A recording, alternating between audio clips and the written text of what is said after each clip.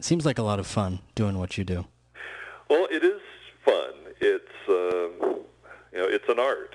For some mysterious set of reasons, sound people are almost always thought of as being technicians, and it's really unfair and it's not accurate because most of our time is spent making artistic decisions about things. A sound designer has to make 100 artistic decisions about a given sound before he or she even plays that sound for a director. And then the director gives you input about what they want, and then you have to make more artistic decisions to try to figure out how to make the sound conform to what the director wants. But to think of a sound person as simply somebody who knows how to turn knobs or who knows what a decibel is or is purely an engineer is grossly unfair and inaccurate. How many people usually compose the sound design team? Like, how many people do you usually work with?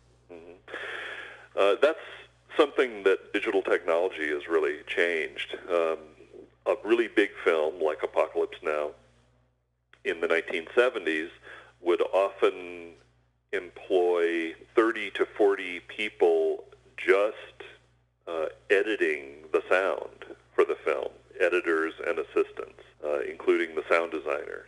Now, similarly, large films are done with a third that number or fewer. And it's because we can do things much more quickly with digital technology than we could with the analog technology of the 70s. So on a big film these days, my team, if I'm the supervisor on a film, will usually be somewhere between 8 and 13 or 14 people. Wow. You've mentioned Apocalypse Now quite a bit. Are there other films that you always point to as some of the best sound design films ever, that you have a top 5 or top 10 list of great sound design films?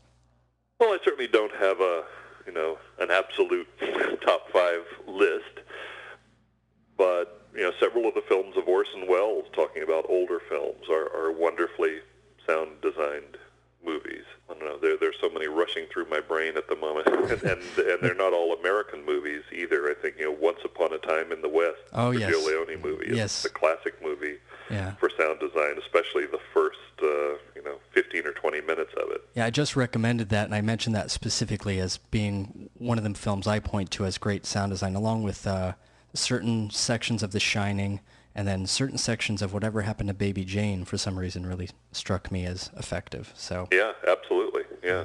So yeah. And a film doesn't have to be, a 5.1 channel audio track or a digital film to have a great soundtrack. There are lots of monaural films that have wonderful soundtracks. And what do you think of the term or the saying, a movie should be able to work without the sound, with the sound off? Well, on one level, I think there's some truth in that. On the other hand, virtually nobody would be willing to watch a film with no sound. I think there's a grain of truth in it, but on a practical level, I think only the most extreme sound buffs, extreme film buffs would be willing to watch a feature-length film with no sound, unless they were maybe doing something else at the same time and only glancing at the screen occasionally. There's something magic that happens. It's undeniable when you have moving visual images synchronized with a dynamic, changing soundscape that's unlike anything else. It's unlike any other art form. And when things work really well, the visual images feed on the sound just as much as the sound feeds on and kind of nourishes the visual images. And I think it's wrong to say that film is fundamentally a visual medium.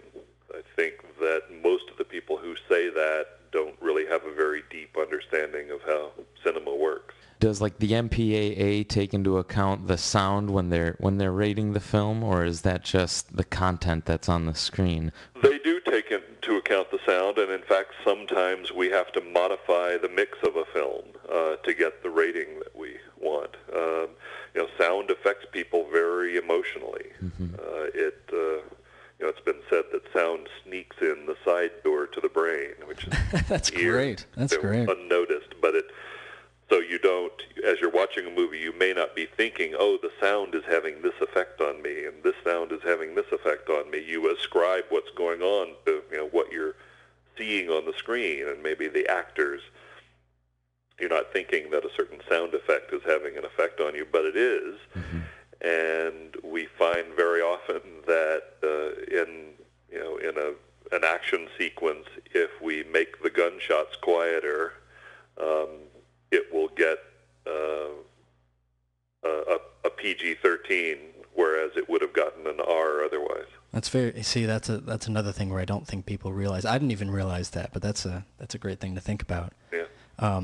Now, you and I discussed this before in previous conversations, that great sound design doesn't necessarily mean loud gunshots and big explosions, although that's a lot of times when people notice the sound, but great sound design is more the music, the dialogue, and the effects working in harmony. Is that what you believe? Yeah, sure. Yeah, working in harmony to serve a given story in a certain way. There's a film called The Black Stallion, which was produced by Francis Coppola at the same time he was doing Apocalypse Now. And it has an amazing soundtrack, especially the first 30 minutes or so of the film. It's about a little boy who discovers this horse on a ship on the Mediterranean. They're all crossing the Mediterranean, and there's a horse that's being transported on this ship, and the ship sinks, and the little boy and the horse wind up on this island together, and the sounds of the ship and the ship sinking and then the boy and the horse on the island and all the adventures that they get into on the island, with very little dialogue, by the way, and not a huge amount of music either. This magical soundscape was created by a sound designer named Alan Splett and the director of the film, Carol Ballard. And it's a film in which there's virtually no violence of any kind. Very little happens that you would classify as being loud, but it's emotionally powerful. It just pulls you along. The visual images and the sound pull you along in a very powerful way. It is a great movie, absolutely. Now, do you know the total number of films you've done? Well, I think it's around 130 or 140 Wow. that I've worked on. Now, have you also worked on video games too? Is the sound design in video games similar to the sound design in film? Well, it's similar in some ways and very unsimilar in others. I worked on Scarface, which is kind of at the opposite end of the violent spectrum from the Black Stallion. Yes. And yes. The issues are similar in that, in terms of video games relative to film, that it is, in the end, it's about storytelling, and I think games are beginning to use storytelling in more sophisticated ways than they have before. From a purely technical perspective, the two are very different, doing the sound for a film as opposed to doing the sound for a video game. And the video game sound is much cruder, much more primitive kind of process because of the technology restrictions that still exist in video games. I think that's going to change a lot over the next 5 years, certainly 10 years, because more video games will be coming out over the next few years that are about as high fidelity in terms of sound as films are.